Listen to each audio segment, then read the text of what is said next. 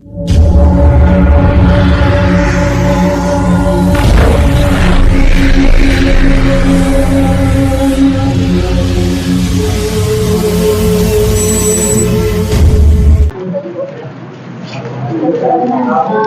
फिर से एक बार देख लेते हैं, समझ लीजिए इसको फिर से एक बार कि किडनी का इंटरनल स्ट्रक्चर कैसा है, किस तरीके से दिखता है अंदर, जब हम इसको VS करते, ठीक है।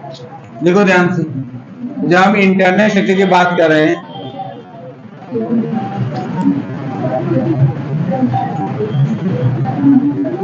तो जब यहाँ पर ये बात है, देखो यहाँ से, चलो बस छोड़ो, हो गया ना रिजल्ट, अब बढ़ेगा उड़ेगा नहीं। देखो ध्यान से बात नहीं, देखिए ये है आपका किडनी। किडनी पर किडनी का शेप कैसा होता है, बीन से, ठीक है। बीन का जो सीड होता है उसके शेप का होता है। इसमें दो सरफेस होता है, एक होता है कन्वेक्स, एक होता है कनकेव। तो कनकेव वाला, कनकेव मतलब हल्का दबा होता है, उसको कनकेव कहते हैं, जो उभरा हुआ उसको कन्वेक्स कहेंगे, ठीक है। तो जो कनकेव वाला एरिया होता है जहां पर छोटा सा एक पोर पाया जाता है, इस पोर को हम लोग कहते हैं हाइलम। क्या कहते हैं, हाइलम कहते हैं। इसी हाइलम से बाकी ब्लड वेसल्स जो होते हैं या नर्व होंगे, है ना, ये सब क्या इंटर करेंगे, कहां से, काम में इंटर करेंगे, किडनी में, ठीक है। अब देखो ध्यान से, इसके चारों तरफ आपको एक मेम्ब्रेन दिखाई देगा, किडनी की चारों तरफ, ठीक है। इसके चारों तरफ एक मेम्ब्रेन दिखाई देगा। इस मेम्ब्रेन को हम लोग कहते हैं, मेम्ब्रेन बना होता है कनेक्टिव टिश्यू, इसका बना होता है, इसको हम लोग कहते हैं रीनल कैप्सूल। क्या कहते हैं, रीनल कैप्सूल कहते हैं। इस स्ट्रक्चर को हम लोग कहते हैं renal capsule, made up by connective tissue. इसके बाद हम लोग देखेंगे यहाँ पर, तो पता चलेगा कि यहाँ पर इसके अंदर पिरामिड शेप्ड स्ट्रक्चर्स होते हैं, या पिरामिड न का काम ये कहेंगे कोन शेप्ड स्ट्रक्चर पाए जाते हैं, जिनको हम लोग कहते हैं पिरामिड। क्या कहते हैं, पिरामिड कहते हैं। और ये जो पिरामिड होते हैं इनके नंबर कितने होते हैं भैया, 7 से लेकर 8 तक। ये आपका पिरामिड। बातें, पिरामिड कहिए या रीनल पिरामिड कहिए, जो आपकी इच्छा करे, रीनल पिरामिड कर दीजिए, ठीक है। अब देखिए आपके इस किडनी में यानी इंटरनल हम लोग देखेंगे तो हमको पता चलेगा कि दो पार्ट होता है। एक आउटर पार्ट होता है जिसको हम लोग कहते हैं रीनल कार्टेक्स, रीनल कार्टेक्स, और इसके इनर वाला भाग जो होता है उसको हम लोग कहते हैं मेडुला, या हाँ मेडुला कहिए या रीनल मेडुला कहिए, ठीक है। और ध्यान दीजिएगा, हमें पता कैसे चलेगा कि कहां पर मेडुला है, कहां पर कार्टेक्स है, तो हम इस पिरामिड के हेल्प से, पिरामिड का जो बेस वाला पोजीशन है, बेस वाला, इस बेस वाले पोजीशन के आउटर साइड वाला जो पार्ट होता है वो कहलाता है कार्टेक्स, और बेस के इनर वाला भाग क्या कहलाता है, मेडुला।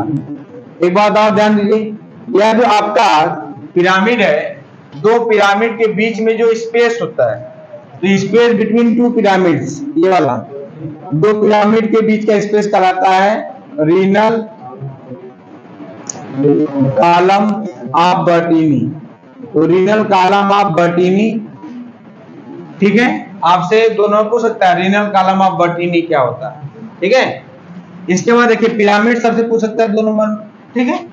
अब देखिए ध्यान से, यहां पर ये जो आपको पिरामिड दिख रहा है, पिरामिड का जो अपेक्स वाला पार्ट है, पिरामिड का जो अपेक्स वाला पार्ट है, इसको हम लोग कहते हैं रीनल पैपिला। क्या कहते हैं, रीनल पैपिला। तो इस वाले भाग को हम लोग कहते हैं रीनल पैपिला कहते हैं, ठीक है, रीनल पैपिला कहते हैं। क्लियर हो गया।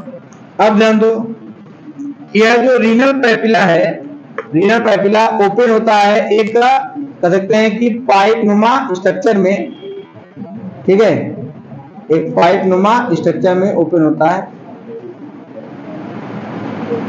ठीक है।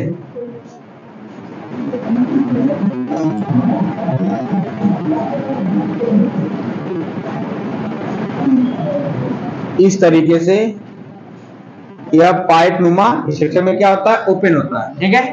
कौन, renal papilla. Renal papilla open in the pipe like structure. तो इस पाइप लाइक स्ट्रक्चर को हम लोग कहते हैं माइनर, क्या कहते हैं, माइनर कैलिसिस। क्या कहते हैं, माइनर कैलिसिस कहते हैं, ठीक है। और माइनर कैलिसिस जो होता है उसकी संख्या कितनी होती है, 8 से लेकर 12 तक होती है। और यहाँ जो माइनर कैलिसिस है ये ओपन होता है एक लार्जर वाले पार्ट में, इसको हम लोग कहते हैं मेजर कैलिसिस। क्या कहते हैं, मेजर कैलिसिस कहते हैं, ठीक है। इसका major calyces open in broad structure, जिसको हम लोग कहते हैं पेल्विस। क्या कहते हैं, पेल्विस कहते हैं, है ना। इसके बाद ये वाला भाग क्या कहलाता है, इसको हम लोग क्या कहते हैं, यूरेटर। क्या कहते हैं, समझ बात समझ में आई नहीं है, आई क्लियर बात, इतना बात बोलो, किसी को दिक्कत नहीं। तो ये क्या है, इंटरनल स्ट्रक्चर ऑफ किडनी, कि किडनी का आंतरिक संरचना कैसी होती है। समझ में आई बात नहीं है, आई बात ना, कोई दिक्कत किसी को नहीं ना। ये है किडनी का इंटरनल स्ट्रक्चर। अब देखिए किडनी का जो फंक्शनल यूनिट है उसे हम कहते हैं नेफ्रॉन। क्या कहते हैं, नेफ्रॉन जो है वो किडनी का क्या होता है, फंक्शनल यूनिट होता है। आपके एक किडनी में कितने, एक किडनी में लगभग 1 मिलियन, कितना, 1 मिलियन नेफ्रॉन्स पाए जाते हैं। आपके एक किडनी में अप्रोक्सीमेटली लगभग 1 मिलियन क्या पाए जाते हैं, नेफ्रॉन्स पाए जाते हैं। और नेफ्रॉन जो होता है उसको हम लोग कहते हैं क्या, functional unit of kidney. Functional unit of kidney कौन है, नेफ्रॉन है। एक बात और ध्यान दीजिए, नेफ्रॉन जो होता है जब किसी भी व्यक्ति की जो एज होती है, उम्र जो होती है, जब वो 40 साल क्रॉस करती है, कितनी, 40 साल जब क्रॉस करती है तो उसके बाद उसका जो नेफ्रॉन होता है किडनी का, वह हर 10 साल पर, यानी 50 साल जाते जाते उसका 10% नेफ्रॉन खराब हो जाएगा। फिर 50 के बाद जब 60 जाएगा तो फिर उसका 10% क्या हो जाएगा, खराब हो जाएगा। यानी जैसे जैसे एज बढ़ती रहती है वो जो 10 मिलियन जो क्या है नेफ्रॉन्स हैं वो धीरे क्या होते हैं, खराब होते चले जाते हैं। समझ में बात नहीं। इसीलिए आप देखेंगे कि जैसे जैसे एज बढ़ती लोगों में किडनी फेल होने के चांसेस भी क्या होते हैं, बढ़ते चले जाते हैं। समझ में बात नहीं, क्लियर हुआ। अब देखो ध्यान से नेफ्रॉन का स्ट्रक्चर। तो नेफ्रॉन को हम लोग क्या कहते हैं भैया, फंक्शनल यूनिट है किसका, किडनी का। अच्छा ये क्या है, ट्यूबुलर स्ट्रक्चर होता है। क्या होता है, ट्यूबुलर स्ट्रक्चर होता है। तो ट्यूबुलर स्ट्रक्चर का क्या मतलब है, हाँ, कि पूरा का पूरा जो नेफ्रॉन होता है वह ट्यूबुलस नुमा होता है, ट्यूब लाइक होता है। तो ट्यूबुलर स्ट्रक्चर होता है।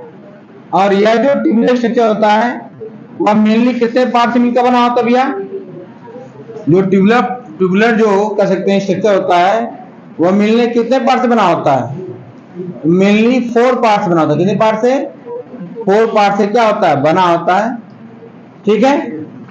कितने पार्ट से बना होता है, 4 पार्ट से बना होता है, ठीक है।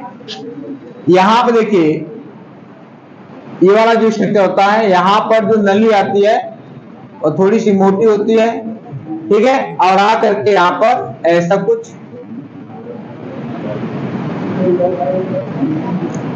नेट लाइक क्या बनाएंगी, स्ट्रक्चर, ठीक है।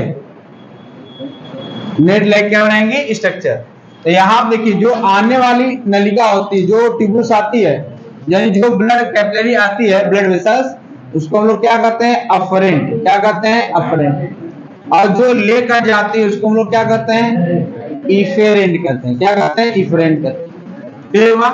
और देखो ध्यान से, यहाँ पर जो कह सकते हैं जो गुच्छा बनता है इसको हम लोग कहते हैं ग्लोमेरुलस। क्या कहते हैं, ग्लोमेरुलस कहते हैं, ठीक है।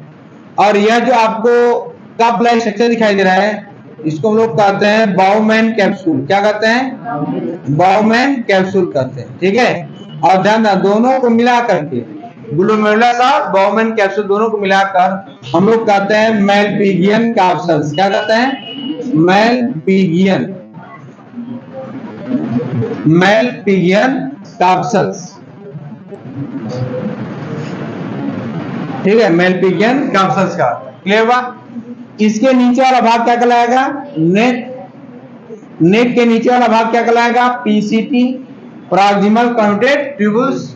ये नीचे वाला भाग क्या कहलाएगा, हेनले लूप कहलाएगा। क्या कहलाएगा, हेनले लूप कहलाएगा, क्लियर हुआ। इसका थोड़ा सा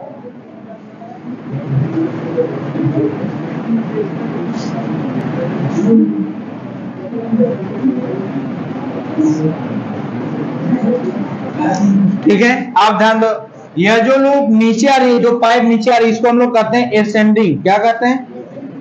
एसेंडिंग। ठीक, हाँ, इसको हम लोग कहेंगे डिसेंडिंग। क्या कहेंगे? डिसेंडिंग आर्म कहिए। क्या कहिए?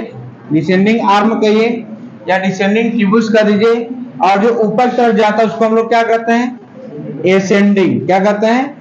एसेंडिंग आर्म कर दीजिए। क्लियर हो गया? समय बात नहीं। और ध्यान दो, ये जो लास्ट वाला पार्ट को क्या कहते हैं? DCT, digital connected tubules. और ये वाला जो पार्ट इसको हम लोग क्या कहते हैं? Collecting duct. क्या कहते हैं? Collecting duct. समय बात नहीं। तो ये जो स्ट्रक्चर है इसी को हम लोग क्या कहते हैं? नेफ्रॉन कहते हैं। क्या कहते हैं? नेफ्रॉन। तो नेफ्रॉन का ये स्ट्रक्चर होता है, यानी ऐसे नेफ्रॉन की जो संख्या होती है वह एक किडनी में लगभग 1 मिलियन होती है। कितनी होती है? 1 मिलियन के लगभग। समझ में बात नहीं? क्लियर हुआ? ये है नेफ्रॉन का स्ट्रक्चर। कोई दिक्कत किसी को? बोले जल्दी। नहीं ना? ये क्या आपके नेफ्रॉन का स्ट्रक्चर। क्लियर हुआ? चलिए।